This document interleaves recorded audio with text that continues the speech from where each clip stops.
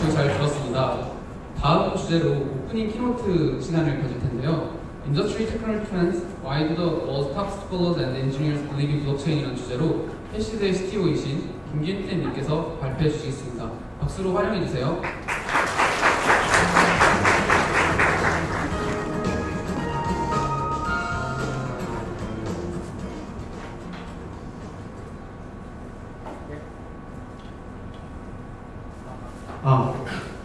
안녕하세요. 저는 해시드에서 파트너 겸 CTO로 일을 하고 있는 김균태라고 합니다. 먼저 오늘 이렇게 뜻깊은 자리에 초청해 주셔서 정말 감사하다는 말씀 먼저 드립니다.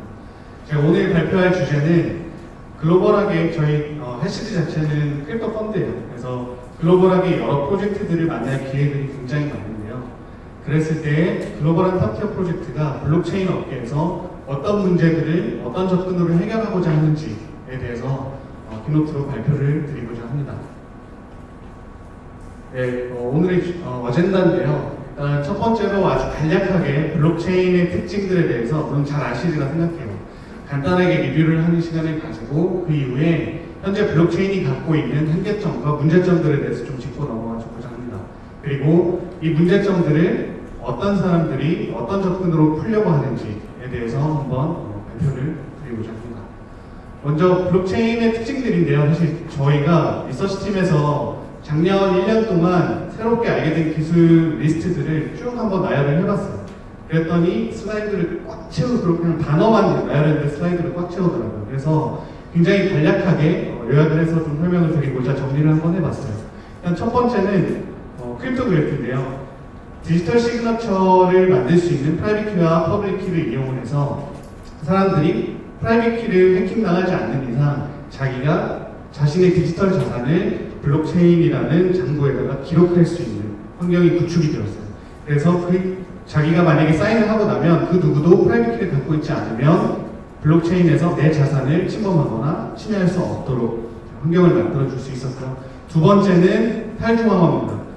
사실 디스트리뷰티드 컴퓨팅 환경은 전통적인 서버 클라이언트 구조랑은 굉장히 많이 다르죠. 그래서 서버 클라이언트 구조 같은 경우에는 예를 들어 서버가 다운이 되거나 아니면 정부에서 서버를 내려라고 명령을 내리면 사실상 모든 서비스가 마비가 되죠. 하지만 비트코인 네트워크나 블록체인 네트워크는 완전히 디스트리뷰티드 컴퓨팅 환경을 구축을 했기 때문에 네트워크를 구성하고 있는 모든 노드들이 사실상 동등한 지위를 가진다고 보시면 됩니다. 그래서 디도스 어택이나 센서십 문제 등에서부터 굉장히 자유로울 수 있다라고 생각을 하고 있습니다. 세 번째는 투명화라는 특징인데요. 일단 개발자들이 비트코인 장부를 쭉 봤을 때 블록체인에 연결되어 있는 블록들의 데이터 스트럭처를 한번 봤어요. 그런데 블록 데이터를 봤더니 낭비가 되고 있고 잉여된 공간들이 있었어요. 그리고 이 블록체인이라는 것들이 디스트리뷰티드 컴퓨팅 환경에서 모두가 공유되는 장부의 역할을 하기 때문에 여기 잉여된 공간에다가 내가 의미 있는 데이터를 집어넣으면 나뿐만 아니라 다른 모든 사람들이 이 데이터를 볼 수 있겠구나 라고 생각해서 개발자들이 퍼머넌트한 데이터베이스로 활용을 할 수 있겠다라는 가능성이 열렸어요. 그래서 저기에 어떤 데이터들을 넣기 시작하려고 하냐면 가령 예를 들어서 페이스북에 있는 포스팅, 리뷰, 별점, 영화에 대한 평점, 구매 이력 등등의 모든 데이터들을 공유해서 사람들이 이 정보들을 이용하고 더 의미 있는 일들을 블록체인으로 가지고 수행해보자 라고 하는 가능성들을 이야기하고 있습니다. 네 번째는 밸류 프로세싱이 가능한 컴퓨팅 환경이 구축되었다라는 건데 요거는 스마트 컨트랙트 덕분에 가능해졌어요. 그러니까 인터넷이 처음으로 나와서 인터넷은 사람과 정보, 정보와 정보, 사람과 사람을 이어줄 수 있었죠. 그런데 스마트 컨트랙이라는 개념이 나오면서 사람들과 같이 기존에 존재하던 정보와 가치를 이어줄 수 있는 새로운 컴퓨팅 환경이 열렸다라는 데 그 의의가 있다고 할 수 있겠습니다. 그래서 저희 해시드가 바라보는 이 특징들, 블록체인에 있는 여러 가지 특징들을 조합해서 만들어낼 수 있는 생태계는 어떤 모습일까라고 생각을 해봤을 때 이런 생태계가 나오지 않을까라고 생각해요. 일단 사람들이 네트워크에 조인을 해서 내가 참여하고 이 네트워크에 기여를 하면 그 기여한 만큼의 인센티브를 가져갈 수 있는 새로운 생태계를 구축할 수 있지 않을까라고 생각을 해요. 즉, 이 네트워크에 존재하는 사람들이 먼저 자기들끼리의 프로토콜을 약속으로 정하고 이 프로토콜을 블록체인의 트랜스페런트한 레저 시스템과 스마트 컨트랙을 이용을 해서 시스템화된 디센트럴라이즈 플랫폼을 먼저 구축을 해요. 그리고 나서 이 네트워크에 예를 들어서 여러 단체들, 회사들, 경쟁자들, 생산자, 소비자, 그리고 단순히 이 네트워크에 조인해서 활용을 하는 개인들까지도 사실상 모두 각자의 이익들은 다 달라요. 각자가 바라보는 이익들은 다른데 이 단체들이 각자가 내가 네트워크 조인을 해서 본인의 이익을 위해서, 본인의 이익을 극대화하기 위해서 이기적으로 행동을 하더라도 이 에코시스템이 더 건강하고 안정화되고 더 시큐어한 방향으로 발전을 하면 그게 저희가 생각하는 블록체인으로 가능한 프로토콜 에코시스템이 아닐까라고 생각을 합니다. 이런 훌륭한 발명이라고 할 수 있죠, 블록체인 자체는. 그런데 블록체인이 갖고 있는 문제들이 아직까지 많이 있습니다. 그 문제들에 대해서 한번 설명을 해드릴게요. 첫 번째는 블록체인의 비트코인 네트워크가 소비하는 에너지 양이 너무 크다는 점인데요. 일단 블록체인 네트워크, 비트코인 네트워크는 연간 에너지 소비량이 약 61.4 테라와트시 정도 된다고 합니다. 이 값이 어느 정도냐면 미국에서 연간 소비하는 에너지 양의 약 1.5% 정도를 차지하고요. 그리고 영국이 연간 소비하는 에너지의 약 17%, 그리고 체코가 소비하는 연간 에너지 소비량의 약 90% 이상입니다. 사실상 비트코인 같은 경우에는 프루프 오브 워크라는 컨센서스 알고리즘을 사용을 하는데 네트워크에 존재하는 노드들이 모두 다 경쟁적으로 블록을 만들려고 하다 보니 사실상 오퍼레이션들이 굉장히 중복돼요. 그러니까 똑같은 연산들을 다들 반복하다 보니까 에너지가 낭비가 되고 있죠. 하지만 다른 컨센서스 알고리즘은 아직까지 증명이 되지 않았다는 문제가 있어요.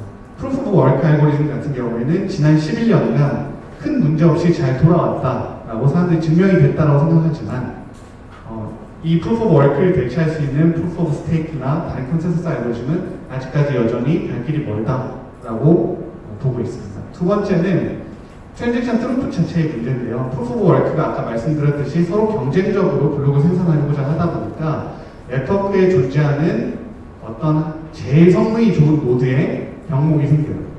근데 이 병목을 넘지 못하면은 사실상 페이먼트 시스템으로 사용하기가 굉장히 힘들어요.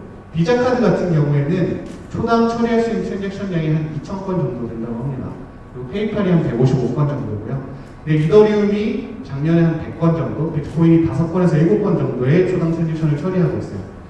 이렇다는 이야기는 사실 네트워크에서 페이먼트뿐만 아니라 스마트 컨트랙으로 컴퓨팅 환경까지도 구축을 하고자 하는 플랫폼이 트랜잭션, 초당 처리할 수 있는 트랜잭션이 비자 카드보다도 못 미치는 수준이라고 하시면 아직까지도 갈 길이 굉장히 멀다라고 생각할 수 있을 것 같고요. 다음 세 번째는 프라이버시 문제예요. 밑에 있는 두 프로젝트는 하나는 이제 메디블록이라고 불리는 프로젝트고 하나는 캐리 프로토콜이라고 불리는 프로젝트인데요. 메디블록 같은 프로젝트는 간단하게 소개를 시켜드리면 사람들이 개인의 건강 데이터나 병원에서 진료를 받았던 기록들이 블록체인에 올라가고 이 정보들을 사용하고 싶은 연구기관이나 아니면 보험사 같은 곳에서 정보를 쉽게 사용할 수 있도록 인테그레이션을 해주는 프로젝트고요. 두 번째 캐리 프로토콜은 오프라인에서 사용한 가게에서 제가 카드를 긁은데요. 구매 데이터 등을 광고주들이 사용하기 쉽게끔 해줄 수 있는 플랫폼이에요. 이 두 플랫폼 다 블록체인상의 데이터가 올라가면 사실 굉장히 민감한 데이터가 올라가는 거거든요. 예를 들어서 제가 어떤 병원에 어떤 진료과에 가서 얼마를 썼다라는 정보가 블록체인에 투명하게 공개가 된다고 하면 이 문제는 굉장히 심각하다고 볼 수가 있어요. 그래서 이런 문제들을 해결하기 위해서 프라이버시 문제를 해결하기 위해서 근원적으로 필요한 이론이 바로 지로 노리지 프루프입니다. 한국말로 영지식 증명이라고 부르는데요. 간단하게 설명을 해드리면 여기에서 예를 들어서 여기 이제 요 여자분을 프루버라고 하고 바깥에 계시는 남자분을 베리파이어라고 이야기를 할게요. 그랬을 때 프루버는 이 동굴 안에 막혀있는 이 문을 열 수 있는 암호를 알고 있어요. 열려라 천개라는 암호를 알고 있는데 본인이 알고 있는 열려라 천개를 다른 사람한테 직접적으로 이야기하지 않고 본인이 그 암호를 알고 있다라는 것을 베리파이어에게 알리고 싶은 거예요. 그랬을 때 베리파이어가 밖에 있을 때 일단 프루버가 A 또는 B라는 경로로 먼저 들어가요. 그리고 나서 베리파이어가 들어와서 A로 나와 라고 프로브한테 이야기를 하면 만약에 B로 들어갔을 경우는 문을 열고 나와야 되니까 문을 여는 암호를 외쳐야 되겠죠. 외치고 A로 나와서 난 A로 나왔어. 오케이. 그런데 이 상황에서 B로 나와 라고 하면은 암호를 외칠 필요 없이 바로 B로 나와서 확인을 시켜주면 되죠. 이 과정을 한 20번 정도 반복하면 만약에 내가 키가 없이 이 질문에 제대로 답을 할 수 있을 확률은 100만 분의 1 미만으로 떨어지죠. 그래서 이런 과정을 계속해서 거쳐서 본인이 암호를 알고 있다라는 정보를 상대방에게 이야기해주는 시스템입니다. 그리고 랜덤 넘버 제너레이션은 디스트리뷰티드 컴퓨팅 환경에서 랜덤 넘버를 만들어내는 것이 되게 힘들어요. 그리고 이 랜덤 넘버는 프로그래머가 어플리케이션을 짜는데 굉장히 많은 곳에 이용이 되고 있고요. 복권이나 게임, 수학적 모델링, 머신러닝 등에서도 굉장히 활용이 많이 돼요. 하지만 랜덤 넘버를 결국에는 마이너가 생성을 하도록 되는 구조로 되어 있기 때문에 마이너가 예를 들어서 자기가 복권을 사놓고 자기 복권의 이익인 번호를 만들어내면 사실은 굉장히 큰 문제가 생기겠죠.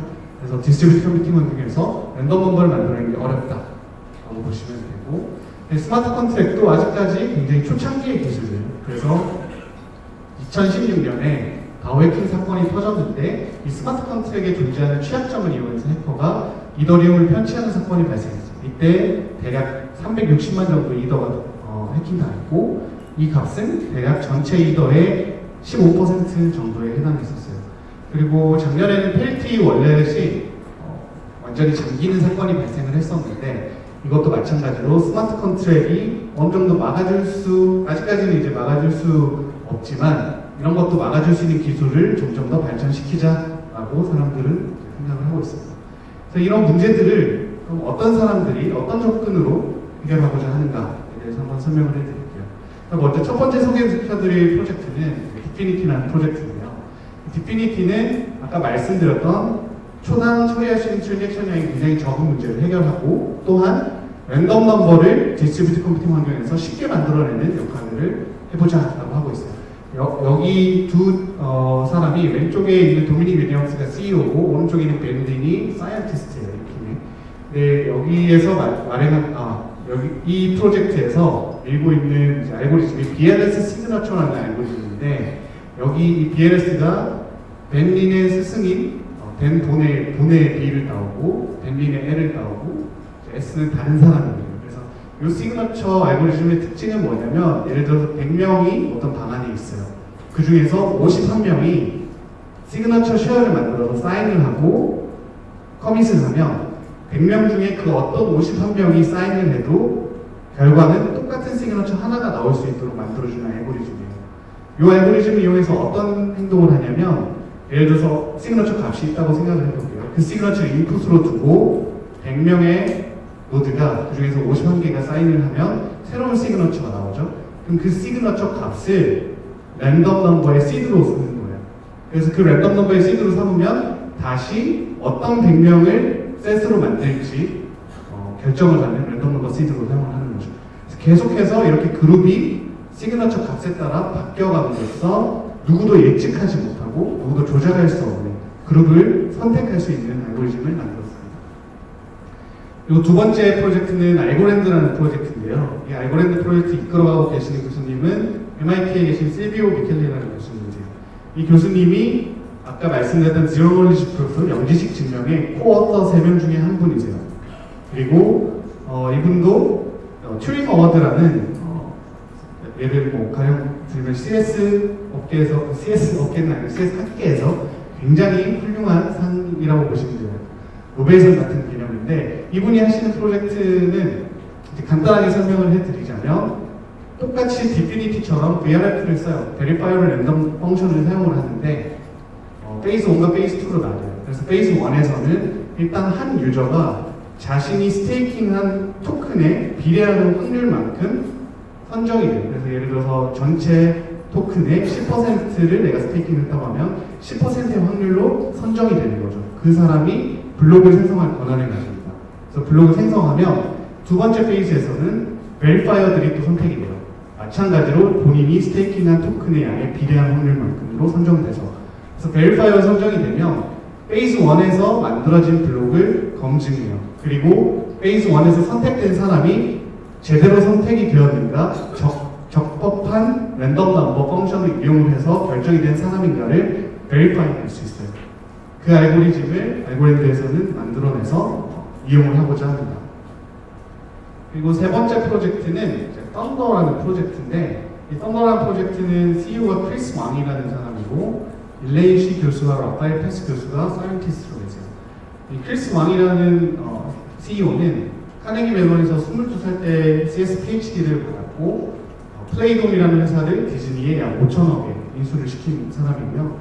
그리고 가운데 계시는 일레인 시 교수님은 코넬 대학교의 어소시에이트 프로페서로 계시고 라파엘 패스는 코넬의 마찬가지로 CSA 교수님으로 계세요. 이들이 해결하고자 하는 어프로치는 어떤 어프로치냐면 일단 기본적으로 패스트 패스라는 굉장히 빠른 블록체인 패스를 하나 만들어서 초당 1초에서 2초 내에 파이널리티를 가지도록 블록이 생성이 돼요. 그 블록을 생성하는 게 결국 리더가 생성을 하도록 되는데, 이 리더가 나쁜 짓을 했을 때 그레이스 피리어드에 진입을 하게 돼요. 그레이스 피리어드에 진입을 하고 나면 그 다음부터는 프루프 오브 워크 같은 컨센서스 알고리즘을 사용을 해서 리더 없이 정리를 하는 거예요. 기존에 나쁜 짓을 했던 거를 우리가 다시 정리하죠. 예를 들어서 블록체인에서 더블 스탠딩이 나왔다. 그러면 그 더블 스탠딩을 이 슬로우 패스에서 다 해결을 할 때까지 컨센서스 알고리즘으로 돌아가게 되어 있습니다. 그러다가 문제가 해결이 되고 나면 다시 리더를 선출하고 이전에 나쁜 행동을 했던 리더는 블록체인에 박아둬요. 다시는 이 리더를 선출하지 않도록. 그 상태에서 다시 베스트 패스로 돌아가서 더 빠른 스케일러빌리티를 달성할 수 있는 블록체인으로 돌아가는 구조로 되어 있습니다.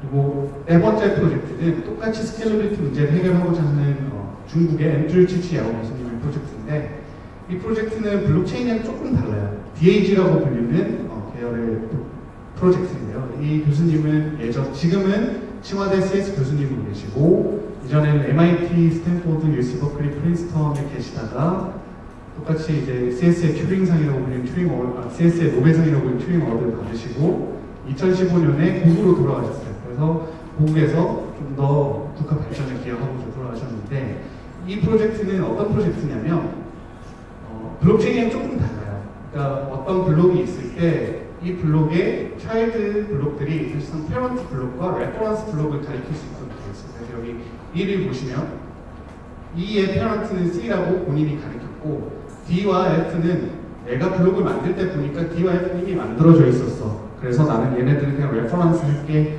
라고 가리키도록 되어 있어요. 그랬을 때 메인 체인을 어떻게 결정하냐라고 하면 이제 A에서 봤을 때 본인을 페런트로 지목하고 있는 칠드런들을 개수를 세봐요. 그래서 A, D, C, E, H, G죠. 6개. B는 봤을 때 본인을 페런트로 지니고 있는 칠드런을 생각해보면 B, F, J, I, K 총 5개예요. 그래서 A가 더 무겁죠. 6개로. 그러면은 A가 메인 체인으로 결정되는 거예요. 그래서 이런 DAG를 구성을 했을 때 얘네들을 토폴로지컬 소트를 해요. 토폴로지컬 소트를 하면 순서를 알 수가 있거든요. 그래서 더블 스탠딩이 발생하더라도 더 먼저 발생했던 트랜잭션을 인정하는 식으로 네트워크가 돌아가도록 되어 있습니다. 자세한 내용들은 좀 논문을 찾아보시면 돼요. 앤드류 치치야오 교수님이 쓰신 논문. 그리고 다섯 번째 프로젝트는 프라이버시를 해결하기 위한 프로젝트인데, 아까 말씀드린 제로너리지 프루프 계열의 프로젝트예요. 이 두 교수님은 이전에 Zcash라는 프로젝트를 직접 코파운딩 하셨던 멤버들이시고 ZK-SNARK라는 알고리즘을 실제로 만들어내신 여러분 중에 두 분이세요. 이 두 분이 ZK-SNARK는 컴퓨팅 리소스를 굉장히 많이 들어요. 그 컴퓨팅 리소스를 조금 덜 들게끔 획기적으로 개선하자라고 해서 새롭게 스타크라는 알고리즘을 만들었고, 그 알고리즘을 통해서 프라이버시 문제를 해결하는 프로젝트를 진행하고 계세요. 마찬가지로 또 프라이버시 계열의 교수님이신데 오아시스 랩스를 이끌고 계시는 돈송 교수님이세요. 교수님은 UC 버클리의 교수님이시고 이 교수님께서 하시는 거는 컨센서스 레이어와 익스큐션 레이어를 나눴어요. 그래서 익스큐션 레이어는 스마트 컨트랙 로직을 인텔에 있는 SGX라는 기술을 이용해서 컴퓨터 내에 있는 다른 프로세스가 이 프로세스 내에서 어떤 일이 일어나는지 완전히 숨길 수 있도록 해주는 기술이에요. 그래서 그 기술을 이용하면 스마트 컨트랙이 실행되고 그 실행된 결과를 실행되는 과정을 모두에게 숨길 수 있어요. 마이너들이 스마트 컨트랙이 어떻게 실행되는지 알 수가 없도록 만들어주는 기술이거든요. 그러다 보니까 스마트 컨트랙이 어떻게 돌아가는지 모르면 이 안에서 어떤 인풋들이 어떻게 처리되는지 모를 거기 때문에 프라이버시 문제를 해결할 수 있다라고 하고, 이 문제를 더 확장해서 컨센서스 레이어까지 올리면 예를 들어서 사실 프루프 오브 워크 알고리즘을 사용하면 사실 모든 노드가 똑같은 연산을 수행해야 되는데 스마트 컨트랙 로직이 돌아가는 구조를 숨겨버렸기 때문에 샤딩에도 훨씬 더 자유롭다. 그래서 스케일러빌리티까지도 해결할 수 있다라고 하는 프로젝트. 그리고 이 프로젝트는 컴퓨팅 환경을 구축하는 프로젝트인데, 소프트웨어에서는 사실 소프트웨어 어플리케이션 하나 만들 때 레고를 조립하듯이 여러 개의 컴포넌트를 조립해서 하나의 어플리케이션을 만들어요. 그랬을 때 이 컴포넌트들을 서로 마켓플레이스에 올리고 개발자들이 쉽게 사고 팔아서 어플리케이션을 하나 새롭게 만들 수 있게, 쉽게 만들 수 있게 하는 프로젝트입니다. 지금 시간이 부족해서 이건 좀 넘어가도록 할게요. 그래서 한국은 사실 굉장히 가능성이 높은 국가예요. 구글 엔지니어한테 예전에 들었던 이야기인데, 강남역이 예전에 3G LTE 망이 나왔을 때 가장 테스트하기 좋은, 테스트베드로 사용하기 좋은 곳 중에 하나라고 들었어요. 전 세계에서. 그만큼 한국이 새로운 어떤 인벤션 아니면 새로운 것들이 나왔을 때 그거를 받아들이는 속도가 엄청 빨라요. 그래서 마켓 페네트레이션이 굉장히 훌륭한 국가 중에 하나예요. 그래서 작년에도 크립토커런시의 거래량이 굉장히 높았죠, 한국이. 그랬는데 여태까지 IT 역사상 한 번도 한국이 스포트라이트를 받았던 적이 없었던 것 같아요. 그런데 작년에 크립토커런시 나오고 거래소에서 거래량이 많아지는 거를 보고, 저희 파트너 중에 한 명이 이제 미국 사람인데 미국에서 아예 컨퍼런스를 다니면 알렉스 너 한국 사람이지, 잠깐만 이야기하자 라고 이야기할 정도로 되게 관심을 많이 받았어요. 그리고 저희가 일을 하면서도 한 번도 여태까지 안데르센 호로이츠, 유니버시티 오브 벤처스, 라이트스피드 이런 곳에서 일을 하는 심사역이랑도 만날 기회도 없었는데, 작년에 여러 사태를 거치면서 굉장히 한국에 관심이 많아졌고 한국이 그런 사람들과도 이야기할 수 있는 기회를 얻었다고 생각해요.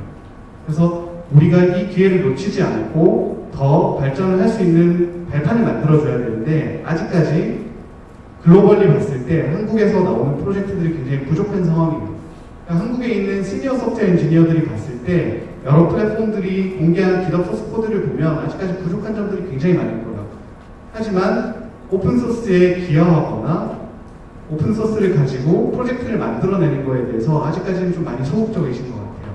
그래서 더 많이 발전할 수 있는 기회를 놓치지 않았으면 좋겠다라는 말씀을 꼭 드리고 싶고, 그래서 해시즈는 여기서 뭐 하냐라고 하면, 저희 해시즈는 사실 제가 생각하기에는 인류 발전의 역사는 결국 연결의 역사인 것 같아요. 그래서 해시즈도 똑같이 파운더들을 연결하는 일들을 굉장히 많이 하고 있어요. 작년에 블록체인이 한창 기술적으로 막 뜨면서 사람들이 블록체인이 뭔지도 모르고 투자하는 사람들이 많았죠. 그래서 저희들이 블록체인이 적어도 뭔지는 알고 투자하세요. 그리고 블록체인 기술에 대해서 관심 있는 개발자들을 연결하고 싶어서 오프라인으로 커뮤니티를 많이 조직을 했었고요. 그래서 해시즈 라운지에서 발표도 많이 했었고, 훌륭한 프로젝트를 초빙해서 그들의 어프로치를 또 소개하는 자리도 많이 마련을 했습니다. 그리고 온라인으로는 해시즈 포스트라는 미디어를 지금 운영을 하고 있고요. 그리고 저희가 크게 하는 일은 두 가지예요. 첫 번째는 투자, 두 번째는 엑셀러레이팅입니다. 그래서 인베스트먼트 측면에서 봤을 때는 아까 방전에 나왔던 여러 가지 프로젝트들처럼 아직까지 블록체인 기술이 정상에 다다르지 않았기 때문에 해결해야 될 문제들을 여러 가지 어프로치로 해결하는 프로젝트에 투자를 하고 있고요. 그리고 엑셀레이팅 하면서 봤을 때는 이미 존재하는 기존의 비즈니스 모델들, 예를 들어서 뭐 호텔 비즈니스 아니면 오프라인 비즈니스 다양하게 있는데, 유저들이 많거나 트래픽이 많은 이 비즈니스들이 블록체인을 잘 어답팅해서 시너지가 날 수 있는 포인트를 찾아서 저희가 도와드리는 역할들을 하고 있어요. 그래서 투자하면서 봤을 때의 훌륭한 플랫폼들과 엑셀레이션 함에 있는 여러 프로젝트들을 다양하게 이어주는 역할도 같이 수행을 하고 있습니다. 네, 이상 제 발표를 마치겠고요. 저희 팀이 저기 바깥에 있는 부스에 있을 테니까 혹시 궁금하신 점 있으시면 같이 한번 이야기해보는 시간을 가지면 좋겠습니다. 네, 감사합니다.